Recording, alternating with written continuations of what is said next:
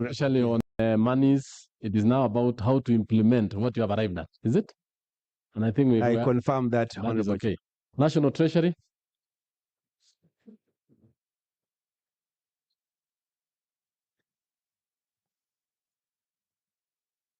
Thank you, Honorable Chair, and the honorable members of the committee, my colleague from the Ministry of Education, and the various trade unions represented here, together with our team from the university management.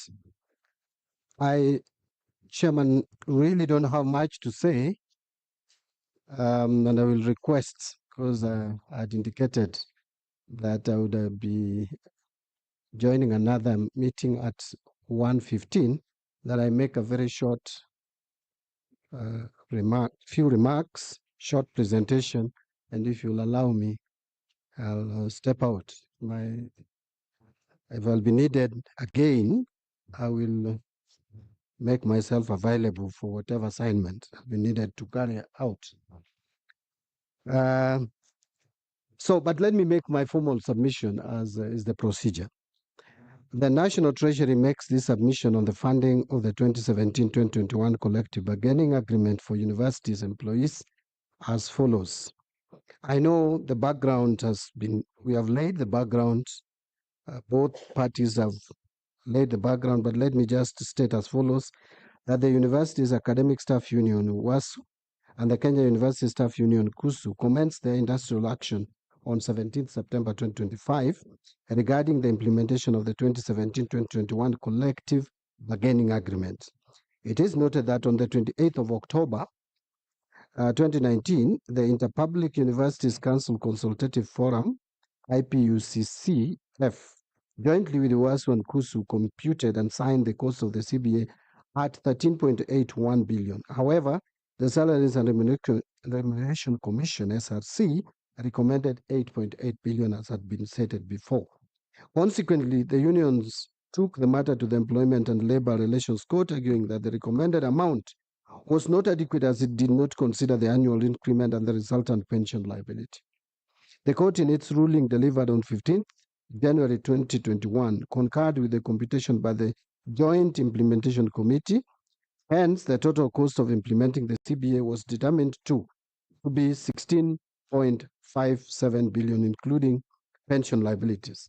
The government later lodged an appeal on the matter at the Court of Appeal regarding the ruling by the Employment and Labor Relations Court. The matter has been in court until on 10th of April 2025, when the Office of the Attorney General, through a letter, informed the State Department of Higher Education of the Court of Appeal's decision, which was delivered on 28th March 2025, dismissing the appeal and advised for implementation of the 2017-2021 CBA to avoid further litigation. Now, on implementation of this CBA, 2017-2021, to implement the CBA, the National Treasury has provided a total of about 8.8 billion as follows: 6.6 billion appropriated in financial year 2019-2020, and then later another 2.2 billion appropriated in financial year 21-22. So what are the actions following the collapse of the government's appeal at the Court of Appeal? Following that, the directive of the court, the State Department for Higher Education, in collaboration with SRC, IPUCCF, and the universities, have undertaken a verification exercise of implementation of this CBA. The verification has confirmed that based on the court's ruling, a total of 8.8 billion was disbursed against a total requirement of 16.57 billion. And this has been confirmed by SRC in a communication dated 24th October 2025. In view of the foregoing, the State Department has written to the National Treasury for concurrence to settle the 7.76 billion outstanding disbursement for the 2017-2021 CBA in three phases, as set out here below. Financial year 25-26, 2.16 billion. Financial year 26-27, 2.8 billion. And then financial year 27-28, 2.8 billion. The National Treasury concurred with that position, given the very tight fiscal framework that the financial year 25-26 budget is being implemented. In fact, I wish to state, Chairman, that immediately this communication reached the National Treasury, our internal team were engaged to look at the effect and the impact it would have on our fiscal framework. And having satisfied themselves that they'd done due diligence, this communication was made online to me. I was in Angola as a chairman, and I gave the approval online.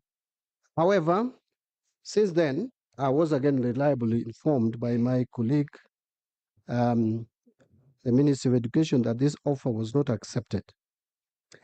And we have since consulted within government, even though with the tight fiscal space that we are in, and the government committed to fund this CBA in 2 installments. That is 50% in financial year 25-26, and then 50% in 26-27.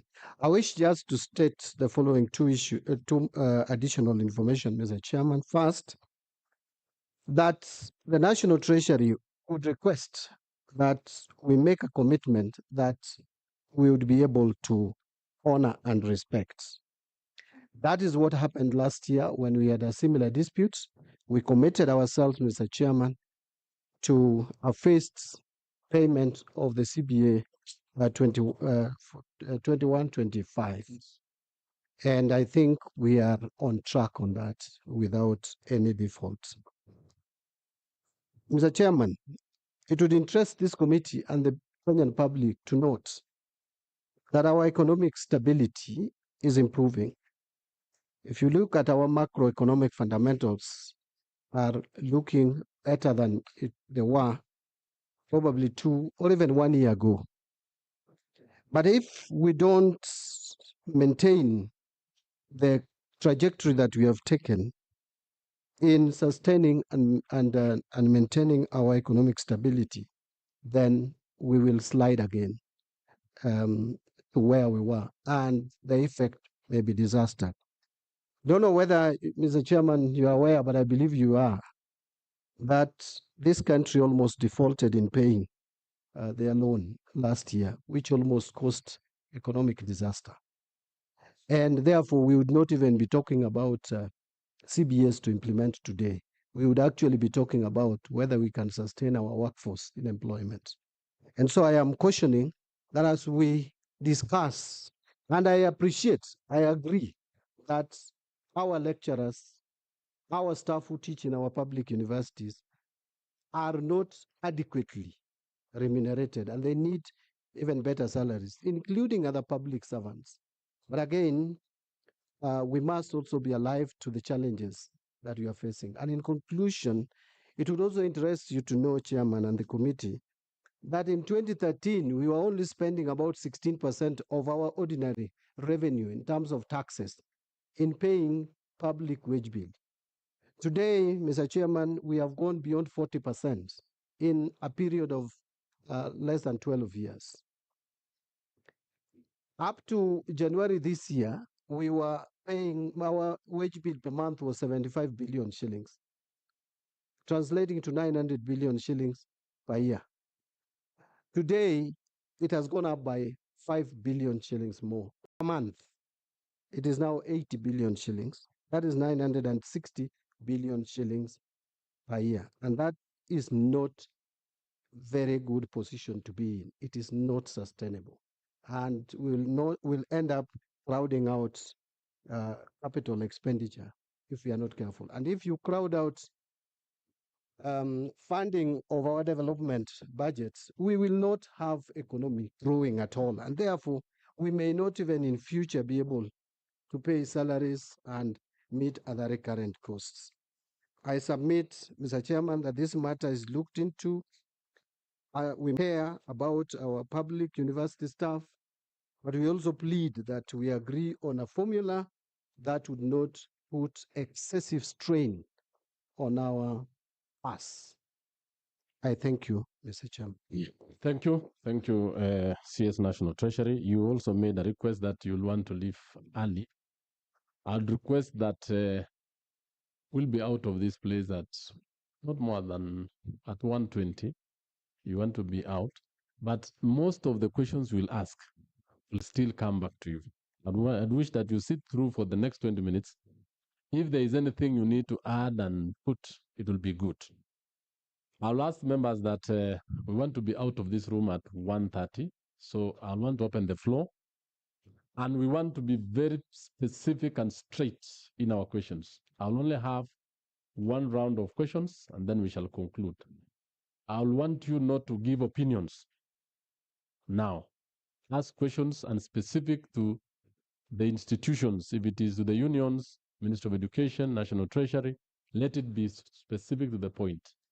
Each member will actually ask 2 questions. And if you think your colleague has asked more than that question, kindly do not, because we are constrained on time. CS, I want to ask this question on especially the last one to CS National Treasury. You've given an offer of, first of all, let me say, the issue now is on the implementation. You've given an offer of 50%. Is it, are the unions aware? Are you aware of doing, don't answer, you'll answer that. Are you aware that what the CS is saying, 50%, 2025, which is actually supplementary and the actual one, are you aware of that? 2, I want to direct these questions to the PS higher education. On the advisory were given in April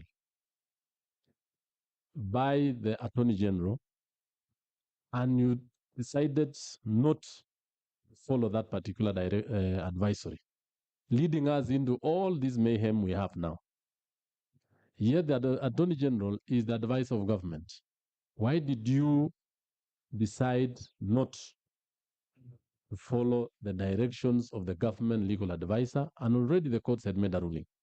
Now that we are in a circus of strikes and counter strikes, offers and counter offers. Those are my 2 questions. Yes, let's start. We can start from Honorable Member for Luanda, and then we come like that. Let's be very brief. Thank you, Chair. I will be very brief as you've directed. The first question will be to the CS Education. But as CS, the union seems to be angered and they're not happy with you. Why? Because the Court of Appeal made a decision, the AG advised, and you did not follow the advice. 2, the SG has indicated that they did write 3 letters back then, which you never responded to date. So they are not happy. 3, when the matter came at first, they came up with the correct figure of 7.9. You people insisted it was 623 until you finally agreed as to the figure of 7.9. One thing I wish to ask, because when you come into a negotiation, you come with clean hands.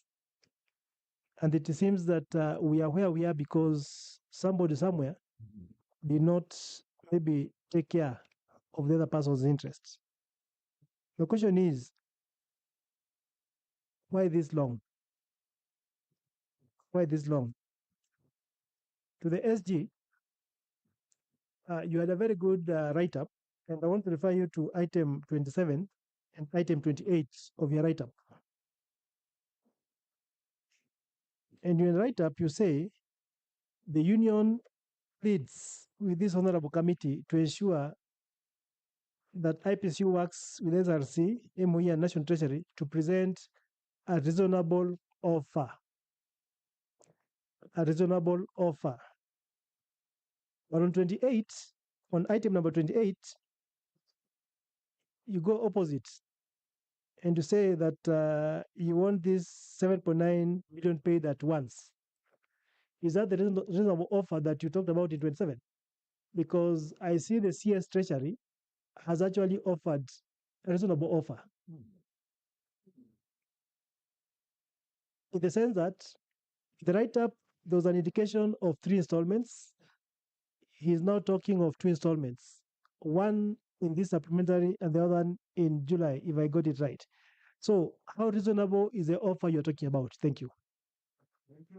Yeah, I want us to be brief like that, Honorable Member for again, but not.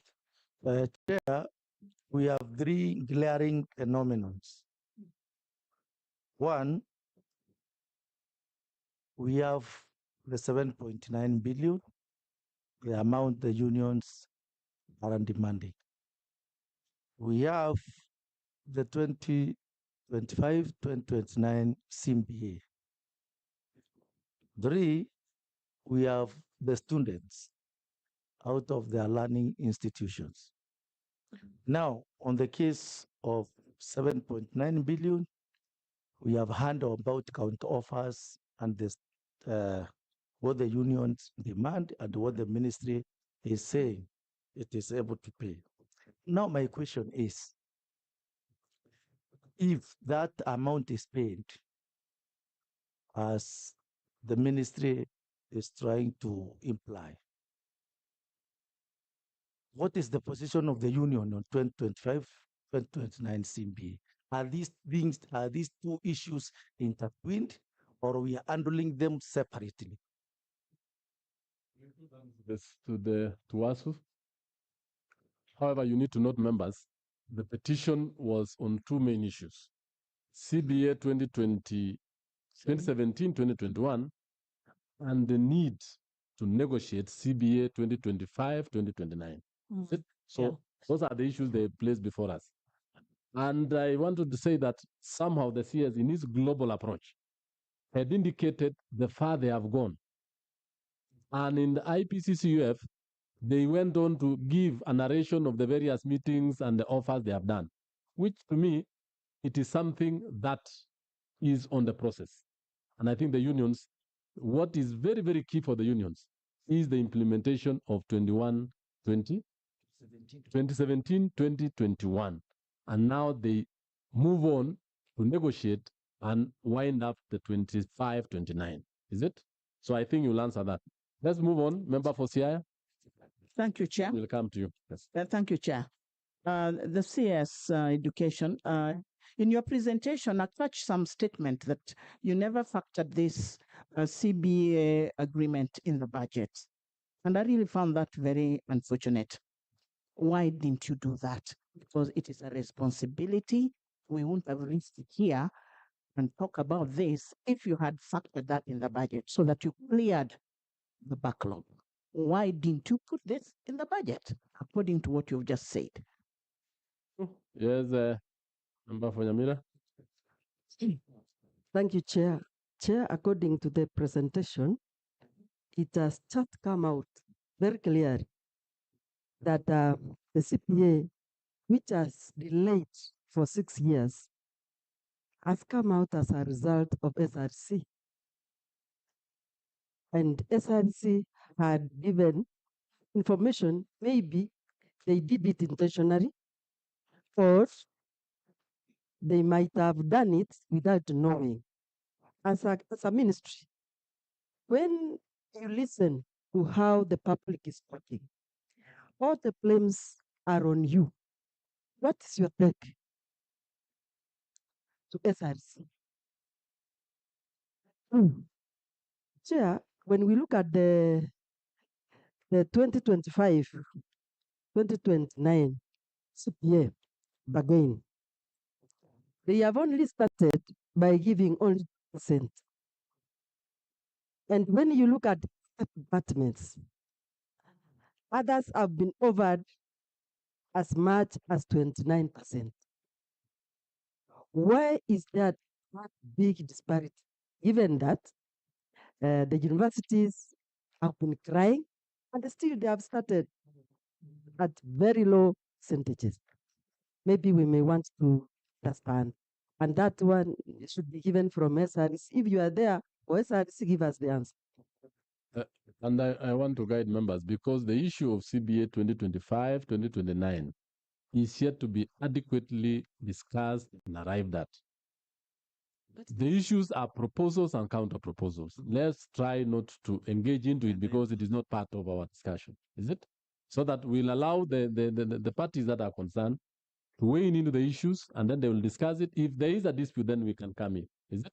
So I want us to really try to constrain on it. What we'll do as an advice is fast track it, talk on it, and make sure so that it doesn't become an issue of dispute. Is that okay? That's it. Let's proceed. Member for Maringo North, yes? Thank you, Chairman, for that last clarification. I think that is what is required so that we fix the animal in the room. Chair, since you, the Minister for Education has already said they are with SRC when making a presentation. If SRC was here, I would have asked them, how did you arrive at 624? Because, Chair, the person that has confused everybody up to where we are today is an animal called SRC, and they are actually being a cause of confusion for many years. I can see the unions, Minister for National Treasury and Education. The truth has been laid bare, and all of them agreed with this truth.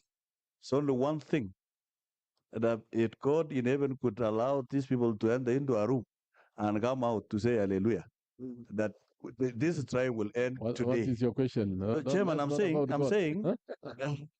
because I am a parent, I have children at home. And so then it is not about I'm saying God. I'm praying. Yes, you are praying. God in heaven, that these people can enter a room and come up with hallelujah. Chairman, how was there legal fees or litigation fees are growing from all these scenarios that at the end of the day, government will again ask National Treasury to pay for litigation measures, because you can see from the word of the Attorney General is to avoid further litigation. Please implement. Are there litigation fees are growing from all these costs of SRC? Yes, Chair, thank you very much. I think there's a big lesson that we can learn from this whole process at the end of the day. And Chair, let me say this meeting is a very healthy meeting from the word go, where both parties, all the parties that are here before us, have put forward their, and I can see a lot of convergence in what they have presented. The only parting point is where perhaps how do we go forward with the remaining balance. Chair, I'm a pastoralist, and in my society we say two moons can't appear on the same night, but two truths can appear at the same time. So I'm looking at two truths which have appeared at the same time here. And what I'm suggesting, Chair, is that if you look at the whole scenario, I actually dissuaded you from giving your opinions now. I'm not giving opinion, Chair. Yes. I'm just. I want you to ask the question. If you don't have, we move the next one. Chair, I have the question, Yes. and I would ask it. We have students who are languishing out, they're really suffering. We have parents who are agonizing. We have the staff of the university who have also suffered. My suggestion is, we in a process like this, we need to have a give and take situation. The unions have said they want their amounts to be paid in one go, and the government has proposed a phased, initially 3 phases, now two phases. And because of that spirit of give and take, despite the sufferings that has happened, we just need to be guarantees that the remaining balances will be paid according to the agreements that have been done. But I support the offer that has been given by the government. Only that I will suggest, given that this has caused a lot of acrimony, instead of 50-50, the first phase should be 60% and the second phase should be 40%. Honorable Haro is a peacemaker, and is a guy who wants to promote. In his earlier life, he participated a lot. You don't know about seconding. It's not about seconding. He used to promote togetherness among pastoralists and people living in those arid and semi-arid areas. So we're constantly in dispute over scarce resources, water, and the rest. So we've had you, but the offer has been offered. Yes. And I want to ask members, Honorable Haro didn't ask the question. He went on to give an opinion. If you are going to give an opinion, we are not going to allow you to make a presentation. I want straight to the question. Professor, proceed. Thank you, Chair. it is unfortunate that we are discussing about a formula of disbursement by institutions of higher status. It's very embarrassing. My question is, why does the ministry always rush to court whenever there is a dispute? Especially when going to court is a constitutional right. But when one court has made a decision, why rush to go and appeal the same decision when you know when it is very clear that there is a problem? In that case, you are destroying the spirit of goodwill, because like now, how will the unions trust the ministry on the 2025-29 CBA? Because it will also be another situation. Members, let me guide. I want to again guide you, members. I want you to ask the question. And then two, because the CBO of 2025-2029 has not been discussed, I would request that let it be in abeyance. Chair, my question was, why did the ministry... Order, honorable member. Two, the issue of appealing and going to court is a right of every citizen and institution in this country. And if you are not satisfied, you have a right to appeal or you have a right to go up to the Supreme Court. So it is not an issue of dispute. What I want to ask is, you go straight away and ask the three people who made the presentation, the unions, the ministry, and the IPCC, any question that you have. Chair, I qualified the statement at the beginning and I said, why is it that they run to I said it's a constitutional right. But even in situations where you can sit and agree, why rush to the court? Because that way it will lose trust. People will start losing trust and it becomes problematic. My question is, all said and done, what happens to the students who are admitted in September? They have been in campus all this time. They have paid rent. Parents have paid school fees. What will happen after if we in the end we come up with a solution? What happens to the students in our universities? That is a question to IPCCUF. You are the people in charge of students, is it? So make sure you tell us, how are you going to cover the lost time? And how will you make sure that the parents and everybody else are going to make up? There's a member for Honorable Xairo. Thank you, Chair. Chair, my first issue goes to IPUCCF. In their closing remarks, they asked that this committee asks UASU to respect the court order. I would like to ask, how come they will want UASU to respect a court order, yet themselves and the ministry seems to disregard and to disrespect the court orders? Closest in example is the ruling on 10th of April.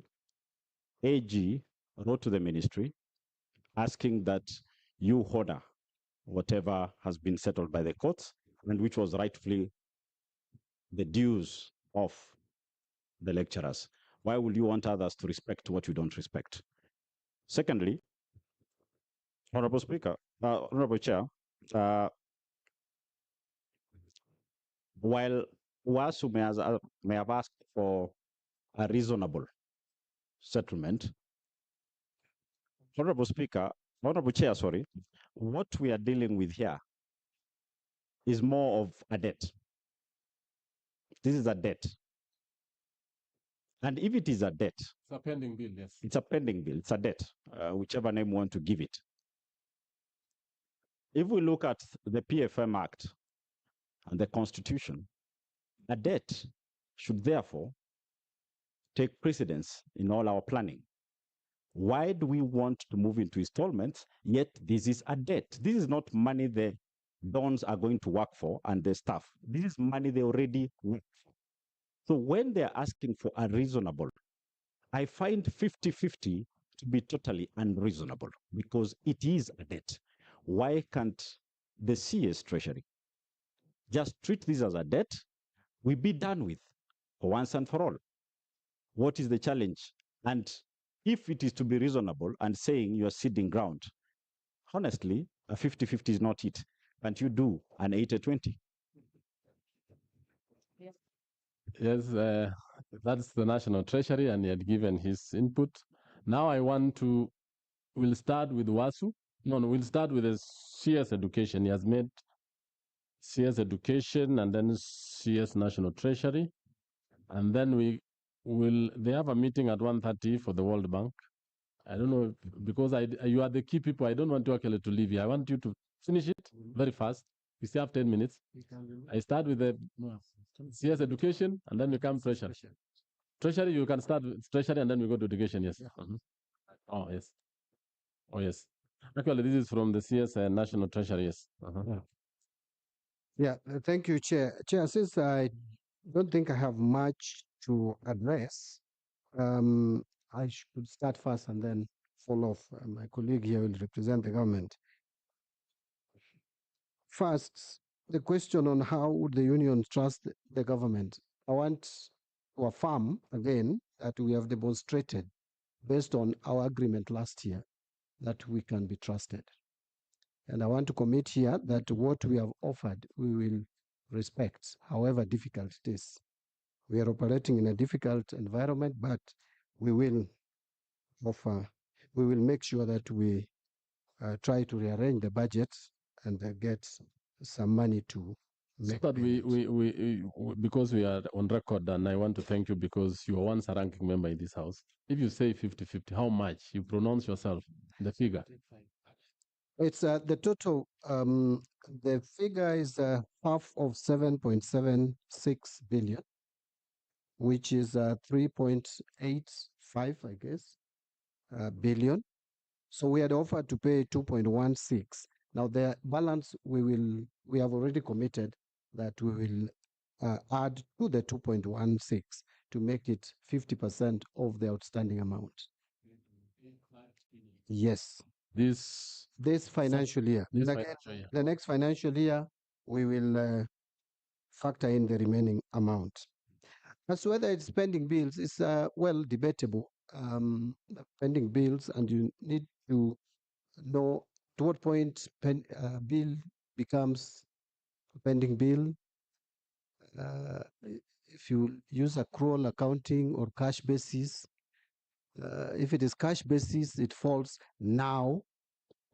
So we start treating it as a bill as at now when we agree. So if you use accrual accounting, then it is when it was incurred. But again, it is all about the ability to pay. I want to be very clear. If we didn't have the fiscal challenges, there was no reason why we would have a dispute on how to pay amounts that we have already acknowledged as a government. I think that would be dishonest on the part of the government. The government has now acknowledged that we owe 7.76 billion to our university staff, and that we must pay. We are just pleading with the unions to understand that our fiscal space is limited, and we are facing serious challenges. Yeah, we don't just have time. If I could go into the details, you'd see the position. Finally, I think a comment was made about whether we are fairly treating university staff compared to others, whether there is equity, that we have offered about 29% to some category of public servants. I don't think that is accurate. Actually, from the information I have on the agreement with teachers, it was 12% on average for a period of 4 years. So I want to just be clear that we treat all our public servants the same. And we cannot underrate the contribution that higher education or higher learning plays. And Chairman, it may interest you to note that my first employer was actually university. I would today probably be sitting either here representing the university staff or somewhere watching the outcome of these deliberations with bated breath that the government honors and pays in full the amount outstanding, which is 7.76. And therefore, I can note for even a minute. In fact, one of my longest employers was a university, 8 years, only second to the National Assembly. So I respect the university staff and the contribution they're making to our economy, but I want to plead with them. And many of them are my friends. In fact, Professor here knows what we went through last year to agree on what to do with the CBA that we agreed on last year. And I think I played a good boy to date. I don't think you have any concern. Mr. Mukwaya here, we have been with him in many places. We have reformed many things with him and is continuing to reform the country. So I wouldn't really have any issue. I'm just pleading that our fiscal space and fiscal framework is really, really limited at the moment. Thank you, Chair. And I submit again, 50-50 is agreeable to the National Treasury. Chair, let me, Other members, I'll want you to interject once and then you leave. start with him. Let's start with him. Yes. Chairman, I want to find out from the CS National Treasury, if you split that money in terms of that which belongs to pension and that which belongs to salaries and so on, what is the difference? How much is the one going to salaries and what was going to pension? It provides guidance on this. On the 3.85, that's okay. Yes, yes. We'll allow that interjection before he leaves. Yes. Yeah, I would like to ask the CS. You know, if you promise me a salary increment in a CBA, we know how we all operate. Some go for loans based on that. Chair, this is money already owed. And to be fair, there is no interest charged. We're just asking the CS. You can squeeze somewhere. This is a mess in State Department of Higher Education. You've never had us call you here for basic. Can you just squeeze and give them more? It's a debt. Let it not be 50-50. It's very unfair. It's inhumane. We understand the physical space is constrained. Chair. But we need to be considerate that people took loans and people are being auctioned just because of this. Yes, members, I want you to know, and I think this is out of experience, you don't take a loan out of CBA. Yeah. You take a loan on the actuals, what you have gotten. So on this particular case, yes, the case is very important. It is very true. But the issue the CS has put it across to us is subject to our discussion. Maybe now the CS National Treasury and CS Education. What the members are just saying is actually a plea on a higher, you give a higher payment, maybe 60-40 or 80, something like that. That one is something that we are putting to your desk. But what they have done, if they have actually it was three installment. Now they have come to 2. They have made a movement. We'll hear from Wazo and to listen from them if that is satisfactory. They are not even part of their bargain. Chair. Do I release the CS because he's being waited? No, let the union speak. I want him to respond to it, and then we release him. No, let the union say something. Order members. You are not. It is the chair who is giving direction. CS respond to it, and then we. Chair, I want to just respond that about 20% of this amount outstanding was pension. As at now, this remaining 7.7 billion, we have about 1.55 billion, which should constitute pension. The rest is salary. And yeah, I think that is the first question that you asked. I want to, my friend Gisario, I just wanted to also mention, remember, and Chair, I know I'm probably violating standing orders, but just allow me to mention that if there will be agreement on 2025-29, no, you can't. We will not allow you to go against CBA. Orders. CBA. I'm not really going against. Yes. I'm just indicating that you don't anticipate debate. Some intervention from the National Treasury, and so we must balance off this against the money that we have. By the way, sometimes it is easier to imagine that there's some money somewhere at the Treasury that can easily be pulled. It's not there. In fact, Mheshimiwa, you were talking about interest. There was no money that we put somewhere to give us interest. We are just collecting money and paying. If they charged us interest, that would have been even more disaster for us. I'm actually pleading that that thought is not passed to them. They don't consider that at all. Thank you, Chairman.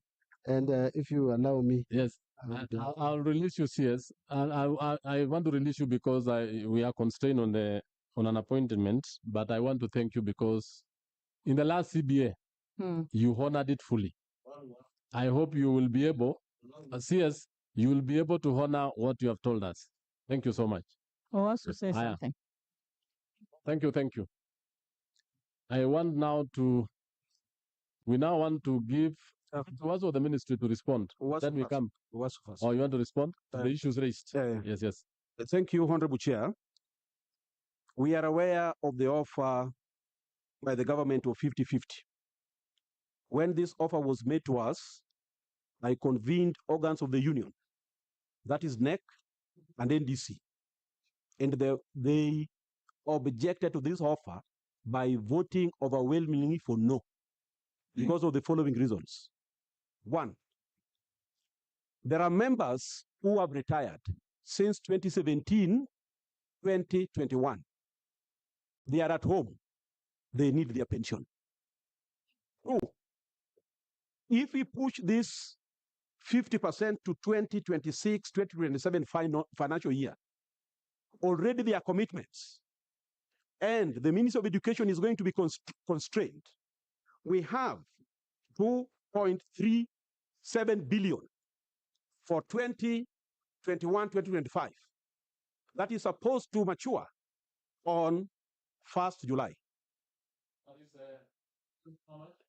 2.73 billion. 2.73 billion to mature in 2025, 2026, 2027 financial year. 2026, 2027 financial year. Yes. That's the next. There are commitments we made with the IPCCF that mortgage, car loan and mortgage was supposed to be factored in the sector budget for 2026, 2027 financial year. The next, we have not arrived. It can even be 10 billion because it is car loan and mortgage for all university staff. So it is not possible that you move 2017. Order SG. This is not